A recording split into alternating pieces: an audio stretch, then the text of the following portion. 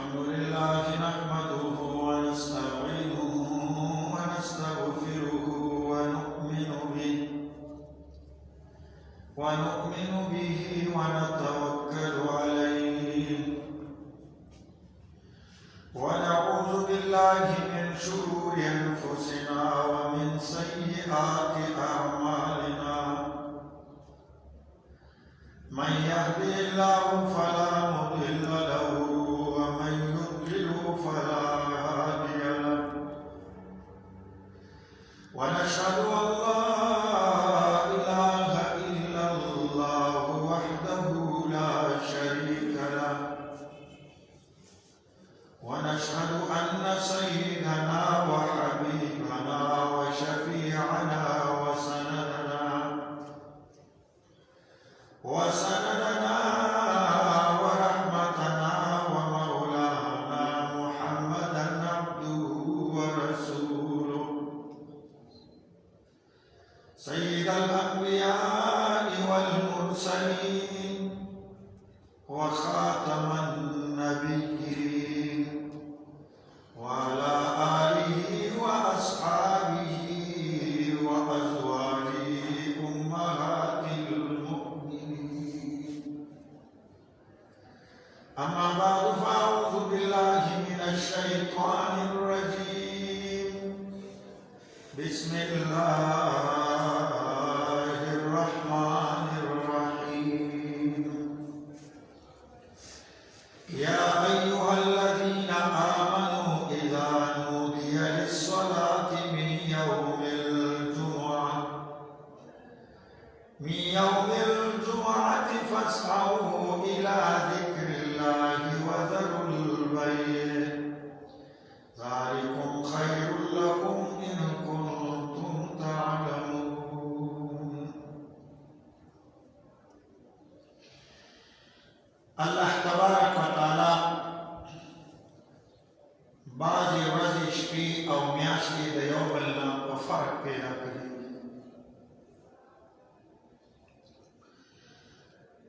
بعضی ورځې شپې او میاشتو ته یې په بعضو باندې او د یو بل نه په فرق پیدا کړي دي او یو بل ته په بل باندې برکت او فضیلت ورکړي. لکه په میاشتو کې الله تعالی د رمضان میاشت ته فضیلت او برکت ورکړي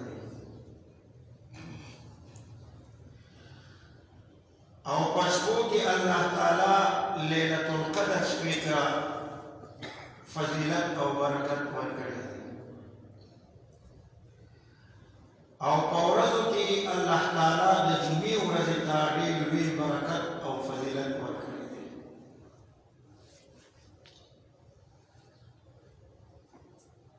نو ورځې او شپې او میاشتې الله تعالی د یو بل نه د برکت او د فضیلت هغه مقرر کړي او په هغې کې هغه عبادتونه او نیکۍ د هغې د هغه نورو وختونو په نسبت سره هغه ډېر زیات وي او ډېر چې کوم دی د هغې ثوابونه الله تعالی د مؤمن مسلمان په عمل نامه کې لیکي. نو دا ورځو کې الله د جمعې ورځو ته په دې ټوله هفته کې ډېر لوی فضیلت او برکت ورکړی.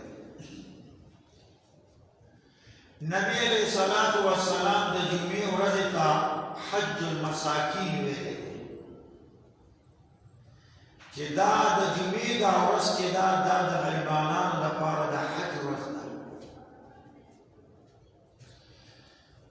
مالدار خو به لاړ شي هغه خو سره خو پیسې دي مال دی او دولت دی هغه خو به لاړ شي او حج به وکړي لیکن د غریب سره خو پیسې نشته دی مال نشته دی نو دی خو حج ته نشي تللی. نو الله ورته غریب ته چې دی د جمعې دا ورځ هغه د حج مقرر کا چې په جمعې په ورځ باندې دی په کور کې غسل وکړي او جامې واچي او د الله دربار ته روان شي او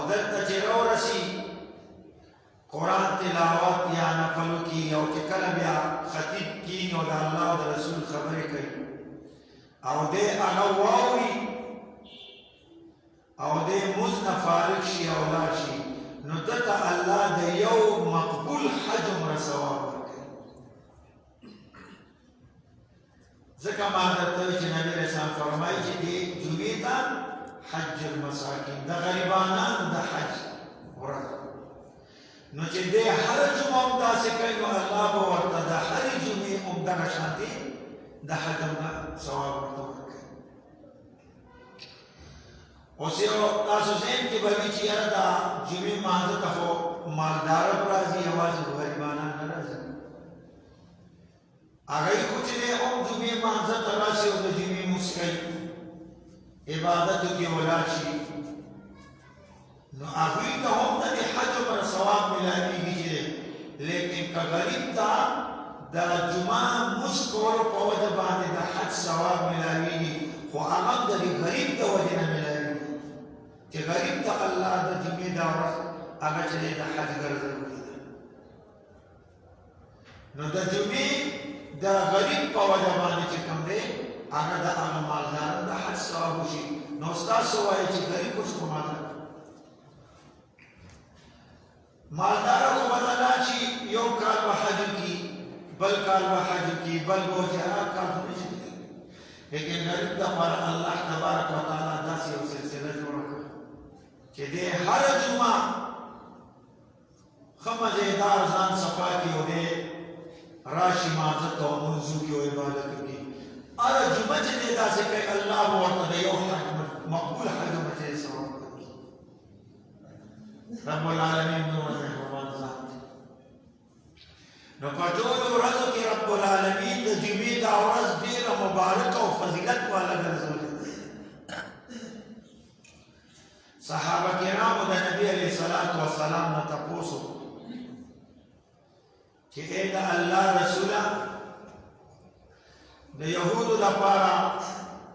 د هفتې ورځ هغه د عبادت ده او د عیسایانو لپاره د اتوار ورځ د عبادت ده موږ دپاره د الله نه داسې د عبادت ورځ وغواړه کړه چې موږ دپاره داسې به فضیلت او د عبادت ورځې موږ ته وغواړه هغې دو مذهبونو ته خو هغه ډېره ښه ده نو نبی علیه الصلاة والسلام الله ته وایي چې ای الله د یهودیانو لپاره هم د عبادت ورځ مقرر ده او د عیسایانو لپاره موږ ته هم د عبادت یو ورځ مقرر کړه نو الله ورته وفرمایل چې خوښه که په دې هفته کې کم یو وایي نه یا الله تا چې کومه خوښه ده هغه موږ ته خوښه کړه نو الله تبارک وتعالی وایي چې زه چې تا ما ته پرېښوله نو ما چې کوم دی په دې ټوله ورځې خو ما پیدا کړي دي خو په دې ټولو ورځو کې چې زما په نس کومه غوره او خوښ کړي شوې ورځ ده هغه د جمعې ده زما ستا د امت دپاره د فضیلت د ډکه ورځ او د جمعې به ورکړه ستاسو لپاره جمعې وایي دا زما په نس باندې دا د جمعې ورځ زما خوښه نو دا مې تازه وایي عیسایانو ته مې وویل چې تاسو خوښه کوئ د جمعې ورځ د عبادت ورځ خوښه کوي نو هغه وایي ښه نو ځان ته یې چې کوم دی د اتوار ورځ خوښه کړه زما خوښه باندې نه چلېږي او وایي یهودیانو ته مې وویل چې خوښه کوئ تاسو د ځان ته د عبادت نو هغوی ځان ته په خپله د هفتې ورځ خوښه کړه زما په خوښه ونه کړه کنی زما په نیز باندې خو د جمعې وکړئ ما ته پرېښې وې لکه ستا په شان نو ما به ورته د جمعې وکړم خو تا چې ما ته خوښه پرېښوه نو زما په نیز د جمعې دا ورځ ډېره خوښه ده نو زه ستا د امت دپاره ما د عبادت ورځ چې د فضیلت نه ډک ده د جمعې ورځ نو نو د جمعې ورځ دا ډېره د فضیلت او د برکت نه ډکه ورځ ده په دې نورو ورځو په نسبت الله دې جمعې ورځو ته ډېر فضیلت ورکړی. حضرت ابوبکر صدیق رضی الله تعالی عنہ نه یو یهودي ورته وویل چې وایي ستاسو په دې قرآن کې یو آیات نازل شوی دی چې که هغه آیات زموږ په باره کې نازل شوی دی نو وایي موږ به جشن مناو کړی و جشن خوشحالۍ ورځ به مو منع کړې په قرآن کې دا آیات دی چې الیوم اکملت لکم دینکم واتممت علیکم نعمتي वरदीतु लकुमुल इस्लाम दीना शपगम सिबार की अल्लाह तबारक व तआला ओ फरमाए कि अल-यौम अकमलतु लकुम दीना वही बात निस्तासु लपारा दीन मुकम्मल को औस्तासु लपारा चिकम्मा दीन को रखड़े अल दीन इस्लाम दे इन्ना दीना इंदल्लाहि इस्लाम अल दीन मुकम्मल को व अतममतु अलैकुम निअमती और मां जे टोल नियामतुना पता सुबान पूरा कर द खाना काबी होता नियामत आने दर को द मदीने मुनव्वरी दा मस्जिद नबी नियामत में दर को कुरान नियामत दर में को नबी अलैहिस्सलातु वस्सलाम पैगंबर नियामत दा में दर को दा सभी नियामत में दर को वातम तो अलैकुम पूरा टोल नियामतुना दिन में मुकम्मल को और नियामतुना हमसे कमरे रबानी तमाम को वरदीतु लकुमुल इस्लाम दीना और जरा अजीम अस्तासु लपार द दीन की आला इस्लाम दे दीन इस्लाम नाम करता से कमरे हुआ बस अर्स मुकम्मल शो नुदा आयतुना चे नाज़िल शिवरी दाद अरफी पौरज़मानी नबी अलैहिस्सलातु वस्सलाम दा अरफात पढ़ी रही मानी मौजूदो सहाबत नताओ दा आयतुना अल्लाह ताला नाज़िल की न अल्लाह तबारक व ताला और अगो दा अरफात अगो रस चे कम दे सवा अगर दा जुमी रस न दा हाजी अकबर अगी तवई कि अरफात दा जुमी पौरज़ राशि न आगा आम हजू की और द जिमी पौरा से अरफात राशि न पदे की फर्क है निता तो जिमी फजीलत पे हम बोले मोकोले भी दगाई चियो खो चुकी नी यो दगानी मुंदखल ईसायान यहूदियान दखल दर मुबारक और से नफ्ते दे फादा पदे और माने बोल सका न जान इसार न तैयार करे खजिना तोल लका चिड़ी अकल चर्चिन तो खोले बात खाना था देर पर इस्तेमाल सर मुसलमान नकासी दाखल दिन न लगी और लग लगी ना डील लगी द दुनिया और जो डील फजीलत दे देता उसको स्वागत है नवाइदा न द जुमी पौरज बादी के अरफात राशि नदी का हाजी अकबर हुए आगे दाने कि द हाजी अकबर पढ़ने यो हज चिकम दे अगद औया द हजनों में चिकम दे सवाब लगी यो हज के दाखले ने और द हज अकबर उसके दा हफ्ते पर अज़बाज अरफात राशि दे यो हज सवाब कदा इस्वार राशि दे यो हज सवाब कदा पीर राशि दे यो हज सवाब का अरफात चले द मंगल राशि द बुध राशि द जुमेरात राशि नो द यो हज में सवाब हो चे दा अरफात द जुमी पौरज राशि नबिया फजीलत से कम दे ज़्यादा शी अगसी अनदान चिस्ता बिया यो हज यो इशार दे द जुमी पर चे अरफात राशि दरजो हज अकबर शी और अगर मानिस्ता यो हज दे अगर औ यो हज नुरता सवाब दाद सबर करते दाद जुमी और पदा गौरज माने अल्लाह तबारक व तआला ऐलान किया नबी सल्लल्लाहु अलैहि वसल्लम फरमाए कि ऐलान करे अल्लाह कि पदे अरफात की जी सुमरन दी और दा हज अकबर दा सुमरन ची दा तोल मा उबखलो जन्नत तक होंगे अल्लाह दा आम माफी ऐलान की दा अरफात पर चला जुमा राशि जुमा जी अरफात पर राशि वो दा आम माफी ऐलान नो अल्लाह दावत है कि अल्लाह दा कुछ कम दे कि दा हो पदे की गुबार खलक ना कि चाहे हज बने तीन आगे असर आगे गज़ी शेर के जगह जब आगे को पके हज नियति नहीं आसे पके गज़ी खुदा नियत नहीं नागम पके नो नबी सब अल्लाह ताला वही कि वो इमाद भी नूरो कि कम हज कई पदे दबी नूरो को बरकत में आगे कि असर आगे है ना मुबारक दादा जिन्हें औरसी दाच करे आवै चिदा ऐलान अल्लाह की चिमा टोर बखल वो शैतान बस मंदे वही और पसर माने खावरी नुली चो हो मादा दुमरा फारूका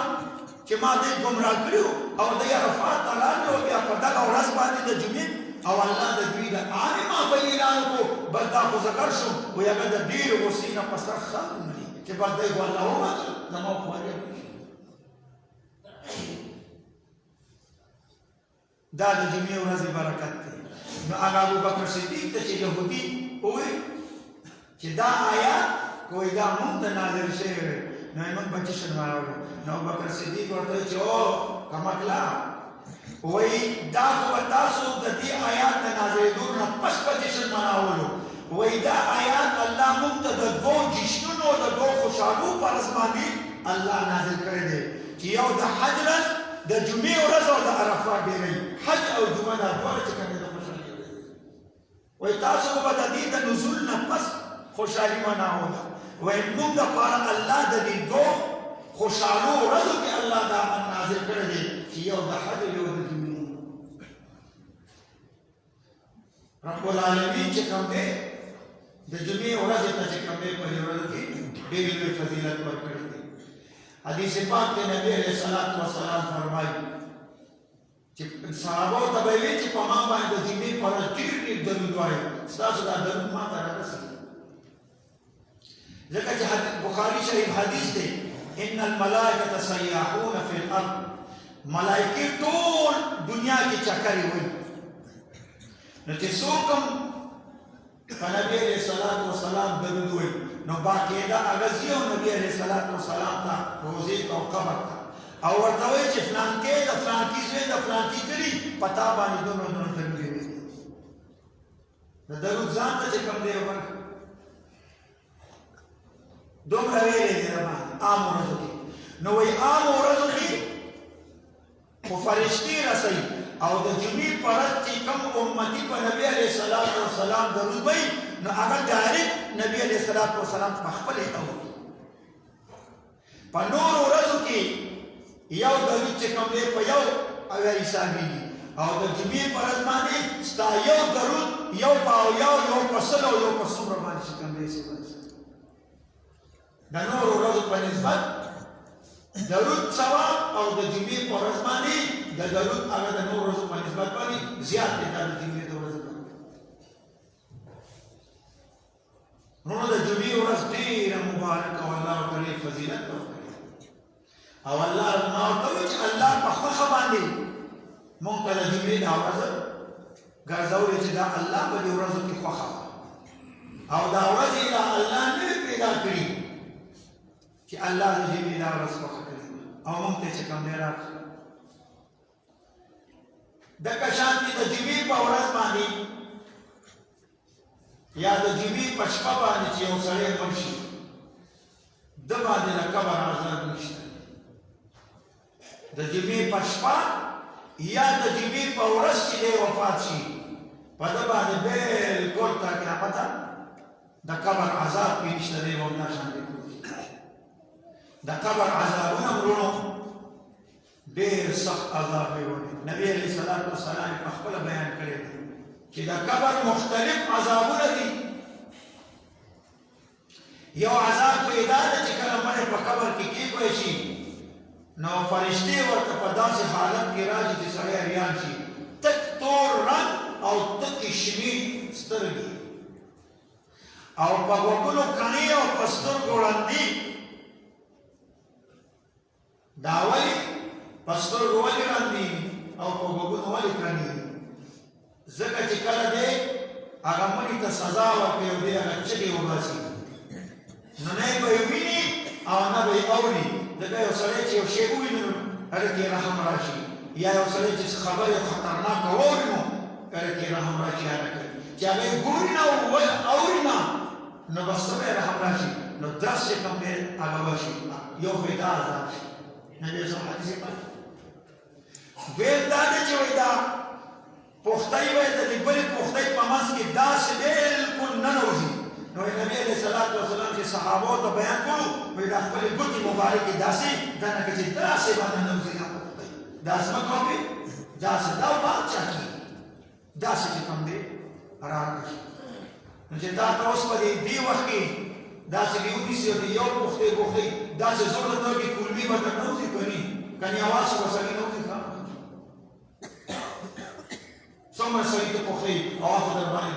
دغه سر ته هم ځمکه ده خپو ته هم ځمکه ده دې طرف ته هم ځمکه دې طرف چې داسې درته زور درکوي یو خو یې دا ده او درېیم عذاب د قبر څه دی هغه دا ده چې دوه ماران به پرې باندې مقرر دي نو اویا ماران نو دوه ټکه به ورته ورکوي اویا ماران په یو روایت کې 100 ماران نو که اویا ماران شي نو دوه ټکه شي نو څومره ټکه شونه شول چې دوه ټکه ورکوي اویا ماران اووه شلې چې کوم دی ټکونه شو او که 100 شول او دوه ټکه درکوي نو څومره ټکونه شول 200 ټکه او هغه د دنیا د مار په شان دی وایي د قبر مار د دنیا د مار چې دی ونیسي چې 24 غنټو کې خطرونه زار خوري سړی ته نه مرشي او که 24 غنټې ختمې شول بل بیا د خطرې نه وکړي خو هغه د هغې ځای مار دی د قبر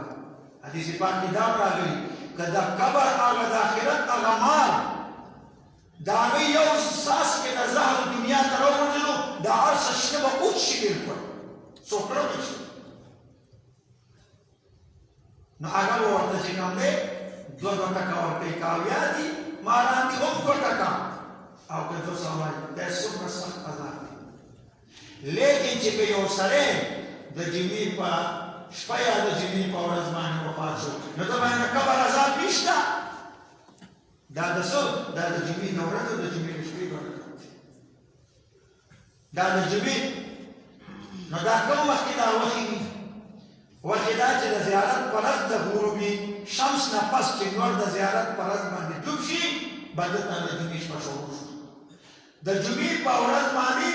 د نور پرېوتلو په وخت کې چې نور پرونی د دې په منځ کې چې څوک وفات شول بدل د جمعې شپه یو نو که دی د جمعې په ورځ وفات شي او خخی هفتې په ورځ هم د جمعې په ورځ راشي یو ولا لیکن که د زیارت په ورځ د نور پرېوتو نه مخکې دی وفات شلو او د جمعې په ورځ یې خخی دې ته اعتبار نشته دا د جمعې ورځ نه او نه د جمعې شپه ده نو دا د جمعې د ورځې برکت دی که د قبر د عذاب سخت وي نو څوک بچ کېدی شي سخت عذاب دی لیکن د جمعې د ورځې او د جمعې د شپې دا برکت دی څومره عظیم برکت دی حدیث پاک کې راغلی بل دی دا واورئ دا حدیث دی د کار حدیث دی حدیث ټول د فایدې دي زموږ لپاره خو دا بعضې ډېر لوی فضیلتونه چې رسېږي دا زموږ لپاره دي خو موږ به یې اورو خو عمل پرې نه کوو اول زه بې باندې بیا نور موږ اورو قسم په خدای زما مسلمانانو چې نبي الله تبارک وتعالی چې د دې امت دپاره د جنت ګټل او د خپل بخښنې او د خپل عذاب نه د خلاصي چې کوم اعمال ښودلي دي قرآن او حدیث دې نه ډک دی که هغه موږ وکړو نو موږ د الله نه عذاب نه بچ او د نجات مستحق یو خو موږ هغه کوو نه موږ مسلمانان خو د خپل دین نه ډېر دومره لرې یو چې بلکل موږ د خپل په دین شد بود باندې چې باید دا دین څه ته وایي دین باندې نه پوه چې باید دین څه ته وایي مذهب څه ته وایي بلکل خو بس پیدا شوي وو خورو او سپو منډې او تنډې وایو عیش او شرکشت کوو خوشحالیانې کوو او هغه د خپل د دین او د خپل د الله راغلي کړي شوي قانون نه خلاف که زموږ دا خادیانې دي که زموږ دا ودونه دي که زموږ دا خوشحالیانې دي ولې موږ په دې کې دا کوو دا خپل د قرآن نه مسلمان سره دوه نعمتونه پراته دي عظیم نعمتونه یو د الله کلام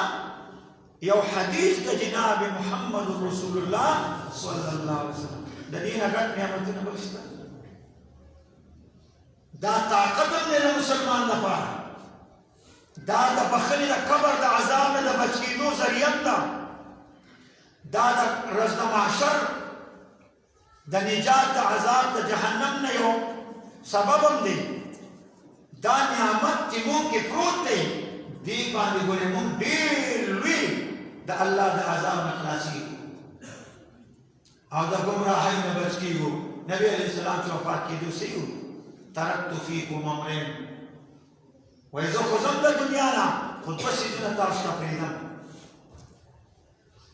چې چې هغه دوه سیدونه ان تمسکتم لن تضلوا منکم ابدا چې هر کله مو هغه دوه سیدونه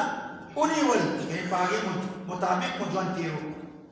لن تضلوا منکم تاسو به هېڅ ګمراه نه شئ او نور قومونه په تاسو باندې غالبه نه وي کوم دوه سیدونه دي و یو کتاب الله د الله کتاب قرآن او یو سنتي وایي زما سنت د نبي وسلم حدیث چې بس په دې باندې چې خپل زندګي تېره کړه نه به ګمراه کېږئ نه به پریشانه کېږئ نه به در باندې نور قومونه غالب کېږي او که دا مو پرېږدو نو بس دا به دا خبرې څوارلس سوه کاله مخکې کړې ده موږ دا دواړه پرېښول نو موږ به ګمراه یو که نه یو قومونه را باندې غالب دي او که نه دي ظلمونه را باندې بل قومونه کوي او که نه کوي واعتصموا بحبل الله جميعا ولا تفرقوا ونیسئ د الله رسۍ رسۍ نه مراد قرآن دې باندې عمل وکړئ بحبل جميعا ټول مسلمانان ولا تفرقوا تاسو تفرق بازي مه کوئ نن چې کوم دی د دنیا ټول کافران متحد دي خپلو کې ګرځي لیکن مسلمان وایي واحد امت او قوم هغه مسلمان دی چې بې اتفاقه دی نو داسې وال خوري چې کافر کم دی مسلمان زیات دی د بې اتفاقۍ او د خپل قرآن او د حدیث د دې دوه نعمتونو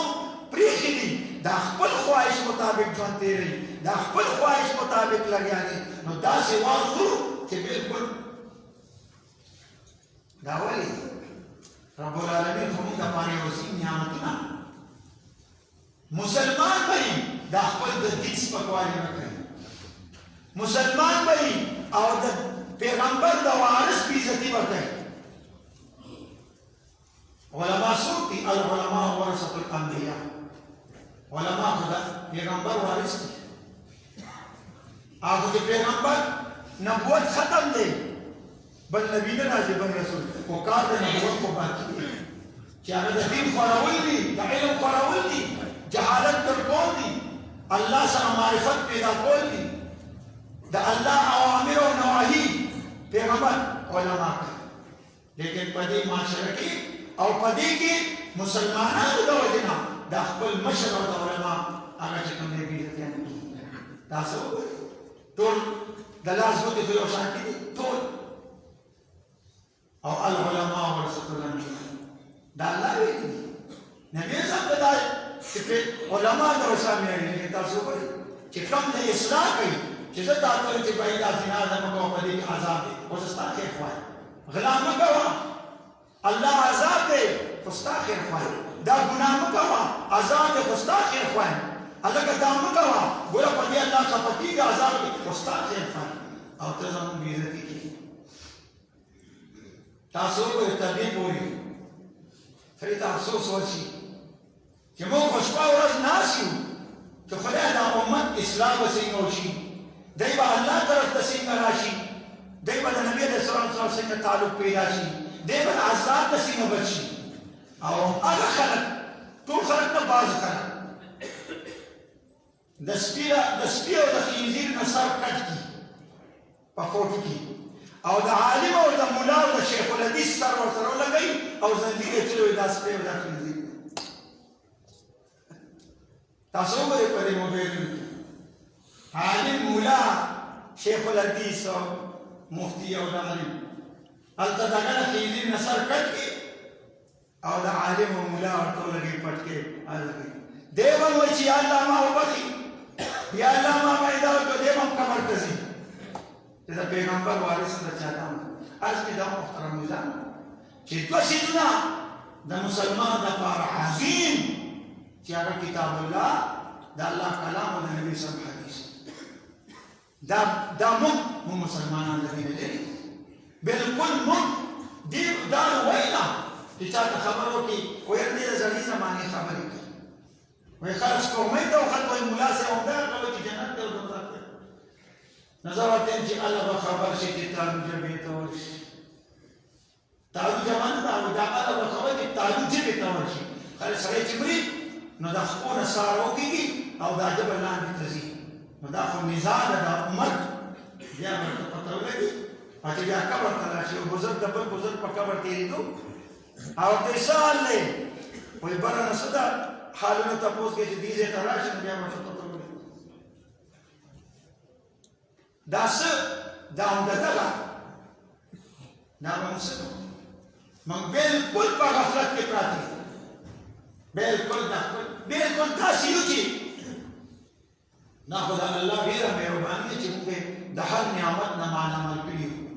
او دا صرف او صرف د نبي علیه الصلاة والسلام د برکت چې دا امت بچ دی موږ ته الله ورځې شپې او میاشتې د برکت لیکن موږ هغې باندې استرا د شپې ټوله شپه چې ناست یو او د شیطاني کاري په وادونو ښادۍ کې او په دې ګمان راغلي وي او دوکۍ وي نو که طبیعت مو خراب وي نو سړی څه وایي وایي راشه طبیعت مې خراب دی راشه مې په الله عذاب شي شیبه ته به یې ګډم ته به ناست ټوله شپه چې ختمه دوی دا خراب وختي دی د شیطانۍ کار ته به چې کوم دی مونږ بالکل پروا نشته دی وایي کار به ګوري هغه خیر دی دا کار کوو خو چې کم د نجات لاره ده کم د نجات خبره ده هغه دی چې هغه بیان وي یا تقریر یا کدی جماعت کې یا په محفل د قرآن حدیث کې بیا موږ تنګېږو ته به ورته دعا کوې او په ګړۍ ته ګوري چې یاره دا خو 2 منټه چې 2 منټه پسې ویل دا ملا نه کوي هلکه کښېنه که نه دا خو ستا د نجات خبرې دي دا خو ستا د خلاصي خبرې دي نو موږ شیطان خوشحاله او رحمان خفه کوو إن الشيطان للإنسان عدو مبين عدوي وعدوكم موږ د شیطان نو الله دې ورځ شپو ته ورکړي ده من د جمعې د فضیلت چې رب العالمین د جمعې د ورځ د مسلمانانو دپاره دا کړې ده نو دلته بسي چې سړی کیني یو څو کسان به وي بس بیا ورو چې کوم دی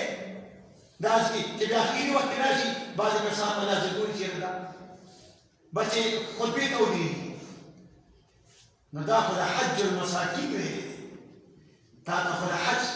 د جمعې په ورځ ته مې اول حدیث بیان کړ نو یو بل حدیث دی د ابي بکر حدیث دی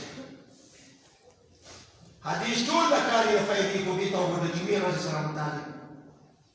بل فضیلت یې څه دی هغه دا دی چې د جمعې په ورځ باندې یو سړی په کور کې ښه غسل وکړي مزېدار خو غسل دا دی چې ښه صابون معمول باندې ځان ولاړوي شیمپو مېمپو مو مګي اوس نن سبا شیمپو نه وایي ښه ځان صفا کړي صفایي سترایي وکړي کېنه صفایي سترایي وکړي او ښه مزېدار جامې واچوي او دی را روان شي دی چې کوم دی را روان شي جومات ته او راشي تلاوت وکړي نفلونه وکړي بیا چې خطیب کښېني نو د الله او د رسول خبرې ووایي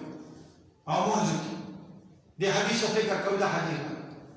د جمعې په ورځ سړی غسل وکړي جامې واچوي او پیاده را روان شي دا پیاده پکې شرط دی ځکه خبره ټوله دې پیاده کې ده موټر لارۍ ته که نه پیاده راشي نو حدیث پاک کې راغلي دي چې بكل خطوة كصيام السنة والصلاة الليل او كما قال دسمه مفهوم ذلك چې دې دا کار وکړي اولامي او غسل وکړي او جامې واچوي جمعې پر او دې را روان شي پیادل او راشي وایي د دې یو قدم په عوض کې دته د سلو دته د یو کال د رجوع او د یو کال د ټوله شپه د عبادتونو عمر ثواب الله تعالی دا د جمعې د ورځې د لمانځه بكل خطوة كصيام السنة خطوه څه کوي قدم چې دی یو قدم اوچتوي نو چې ښې قدم اوچتوي نو د یو کال د روزو مسلسل روزي شپه ورځ د مسلسل او یو کال چې دی مسلسل ټوله شپه روان شوي یو شوګیرۍ کړي په عبادتونو کې د هغې عمر ثواب لري او کسه شپه چې ښکته کوي نو د دې یو ګناه کېږي دا د جمعې د ورځې برکت دی اوس وایي اوس به خلک څومره مزل به کړی وي تاسو به څومره د خپل کمرونو د کورونو نه یا د بل ځای نه اوس تاسو چې د حساب وکړئ هر څوک چې کوم دی راغلی څوک موټرو کې راغلی څوک راکې راغلی دا د څه برکت دی دا د جمعې د ورځې برکت دی دا ټول د جمعې ما ته وایي چې الله بعضې ورځې شپې دا خو مونږ دپاره ده نو دا خو څه ګران کار نه دی مونږ د واده ښادۍ دپاره څومره مخکې ځو که نه ځو مېلمه ته خو چې اخر وخت کې کله کړی شي اخر وخت کې چې بعضې خطبه خیر ته خو الحمدلله چې تبلیغ ډېر راځي بعض ځایونه کې بېلکل او چې واده یې که نه هلکه زر زر ځان ځایات دي که ګیره ښایي بس ښه مزېدار شیب مې په مو کې مخ نه د معدې پراټه جوړه کړي خالصه معده او مزېدار ماوې شیب کومه پې ووهي ترخونو کې لا شي ویل بیا به روټۍ کټ پکې ګنټه دوه ګنټه مخکې ورته ځي او ناست دي بس په ګنټو بس هلته کې ناست مخکې نه او چې کوم ستا د نجات تا ته په یو یو قدم باندې تا ته د کلونو مانځه او د روژې سوال دي هغه ته بیا نه راځي او بیا زه راشي په دغه بیا زه کوزي دا د چا لپاره الله ته خو دې ضرورت نشته نبي رسول الله ته دې ضرورت نشته دا یې زموږ د امت مسلمانانو لپاره د نجات دا یو اسباب جوړ کړي جمعې پر ورځ بل یو حدیث پاک دی نبی رسول الله فرمایي چې د جمعې په ورځ باندې فرشتې د جمعات په دروازو کې نو چې څوک په لومبي ورځ وخت کې راشي پنځه وخته دي لومبي وخت کې راشي هغه هم لیکي دویم دریم څلورم پنځم نو هغې بېل بېل درجات دي بیا حدیث پاک کې د ابوداود شریف حدیث دی نور حدیثونه وایي که جمعې په ورځ باندې یو سړی په لومبي وخت کې راغی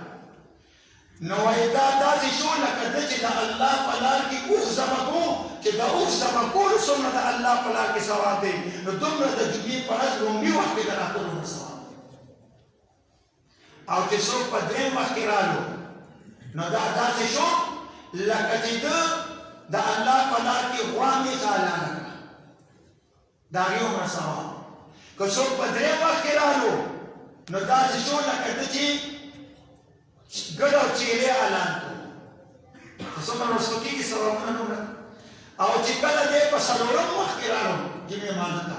نو داسې شو لکه د الله په لار کې چې چرګه حلاله کې وځي او چې بالکل اخري وخت کې راغلو چې ګویا چې امام دویمه خطبه هم کېږي او دا کېږي چې بس ذکر رسم و امام نو داسې شو لکه د الله په لار کې چې یو هګۍ ورکړه عام فارمي چې فارمي ته د خپل الله به څنګه قبول کړي یو هګۍ نو دا اوښ په ځناورو کې غټ دی قیمتي دی او ستا راتلم رومبې قیمتي دي ثواب زیات دی نو تا ته هغه برابر بیا چې رستو رستو کېږي د هغې نه لاندې هګۍ ته یې راوستې هغې نه په لاندې بل شی نشته دی راوستې دا ورو چې کوم دی هغې ته راوستې اوس دا وختونه اول کوم دي لومبې بانک چې د جمعې وشي دا هغه چې بانک وشي دا لومبې وخت دی نو چې څنګه بانک شروع شي ته راشي او موږ ډېر کړو دا شو لکه الله په لار کې چې دې وښله هغې ورسوه حلال کړی مې نه دی ستا دا عمل الله داسې کو چې هغه وایي چې بس تا وښله کړو دا مې هم به ثواب نه کړو خو قیمتي دی دا چې کوم دی لومبې بانک چې وشي دا بیا د هغې نه لس منټه پس دویم وخت بیا د هغې نه لس منټه پس دویم وخت بیا د هغې نه لس منټه پس څلورم وخت د هغې اخري چې د هغې چې بس اله خطبه ختمېدو کې شامل دا چې شي د هغې د هغې به څه ثواب نو دغې وجې نه عرض دا دی چې بالکل دا مه پرېږدئ د جمعې په ورځ باندې فارغه بس وخت نه غسل وکړئ جامې واچوئ راشئ چې دا ختم یې را شوی او دلته کښېنئ تلاوت کوئ چې کله خبرې شروع شي د الله او د رسول بیا اورئ وروڼو د جمعې د ورځې دا فضیلتونه ډېر واقعات دي وخت ختم نه شول د جمعې د ورځې ډېر فضیلت دی دا واقعات او دا حدیث مې ته بیان چې د جمعې د ورځې ډېر لوی فضیلت دی دا ورځ د جمعې باندې اول کې وي چې دا الله په خپله خوښه چې په ورځو کې د جمعې ډېره ورځ خوښه وه نو الله د امت دپاره نبي صلی الله علیه وسلم دا ورکړه چې دلته فایده ته نه چې کوم دی واخلې ورځې شپې ځم ټولې دا ډېرې بختورې د دې امت دپاره نورونو مرګ خو شته او دنیا خو بس ختمه ده ځو به ټول په هغه ځای کې خو ابدي ژوند دی نو هلته خو به په دنیا کې څه چل کې په دنیا کې به کرونده کې که نه الدنیا مزرعة الآخرة دا دنیا د آخرت کرونده ده دلته به یې کرې عبادتونه منځونه د الله خوښه د الله رضا دا تخم دی بیا چې ما چې په قبر کې ورته کې به بیا د هغې څه نه نه چې غنم دی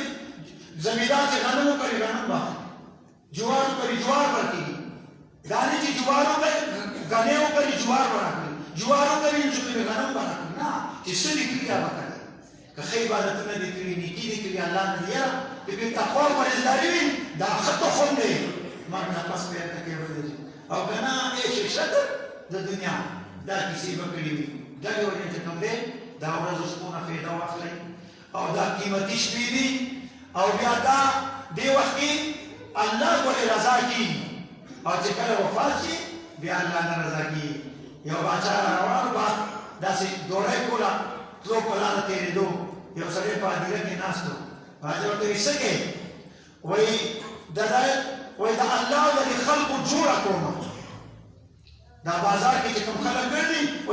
وایي الله رضا کېږي خو دا خلک نه رضا کېږي وایي الله خو رضا دی چېرې که څوک ما ته زما دربار ته راغله او ما دې سجده ولګوله وایي بازار کې خلک اخوا خوشي ګرځي ځای نو وایي د الله د بنده په منځ کې جوړه کومه وایي الله خو رضا کېږي خو دا بنده نه رضا کېږي خیر چې بیا یې څو ورځې داسې تېرې شوې بیا دا باچا راوتی دی او ګرځي راغلي نو دا سړی په هدیره کې ناست دی وایي څه چل کوې لکه ته دلته نه ناست دی وایي د الله د بنده په منځ کې جوړه کومه اوس یې بنده مني خو الله یې نه مني چې ژوندی یم ته دا موقع وه الله ورته ګناهونه کړي خو چې مړ شي بس الله اوس په عذاب ورکوم خو چې دی مینه کړي الله مې نه راکړي